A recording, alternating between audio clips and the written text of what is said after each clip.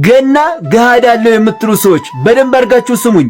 ሮብ የሚበላበትስ ምክንያቱ ምንድነው?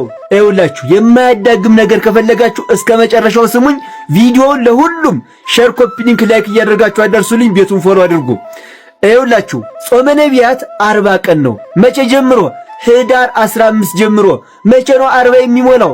ታኅሳስ 24 25 26 27 28 ስንት ቀን ቀረን? 4 ቀን። እነዚህ 4 ቀኖች ምንድናቸው? 3ቱ ቀን አብርሃም ሶርያዊ የጾመው ጾም ነው። ራሱን የቻለ ታሪክ አለው። እኛም እንጾመዋለን። ስንት ቀን ቀረን? 1 ቀን። ይህች 1 ቀን ምንድናት? ጾመ ገሃድ። ጾመ ገሃድ ገና ጾመ ገሃድ አለው።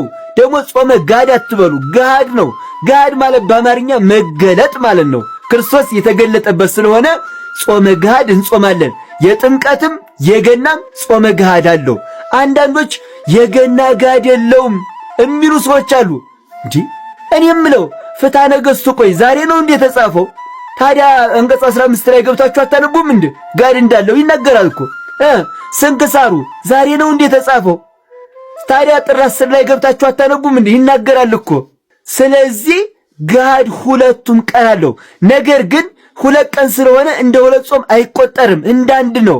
ዓርብና ሮብ ጾመ ድህነት ተብሎ እንዳንድ እንደሚቆጠረው ማለት ነው። በአንድ ነው የሚቆጠረው ጾመ ገሃድም ማለት ነው። ሮብና ዓርብ የሚበላበት ምክንያት ደግሞ እነዚህ ሁለቱ አበይት በዓላት ስለሆኑ ነው። ቆይ ሮብ ይበላል ስትባሉ እኔ ገና ዛሬ ሰማሁ የምትሉ ሰዎች ቆይ ገና ዘንድሮ ሮብ ላይ የዋለው ስንክሳሩ እኮ ይናገራል እኮ። ይሄ መጽሐፈ ስንክሳር ነው። ጥር 10 ላይ ምን ይላል? የልደትና የጥምቀት በዓል በረቡዕ ወይንም በዓርብ ቀን ቢውል በበዓለ 50 የሚበላውን ጥሉላት የጥሉላት መብል በጠዋት በመብላት ምእመናን ሁሉ በዓሉን እንዲያከብሩ የከበሩ አባቶቻችን ሐዋርያት አዘዋል። እነዚህ ሁለቱ የእግዚአብሔር ታላላቅ በዓሎች ናቸውና። ስንክሳር ዘጥር 10 አንቡ። ስለዚህ ገናም ጥምቀትም ሁለቱም ገሃድ አላቸው። ሁላችሁም ኮመንት ላይ ገና ገሃድ አለው እያላችሁ ጻፉልኝ። ማንም ሰው ሳይጽፍ እንዳይሄድ ሁሉም ይማርበት። ገና ገሃድ አለው እያላችሁ ጻፉልኝ። ቪዲዮ ለሁሉም ሼርና ኮፒ ሊንክ ላይክ እያደረጋችሁ አዳርሱልኝ። ቤቱ ይጠቅማችኋል። ፎሎ አድርጉት። እወዳችኋለሁ።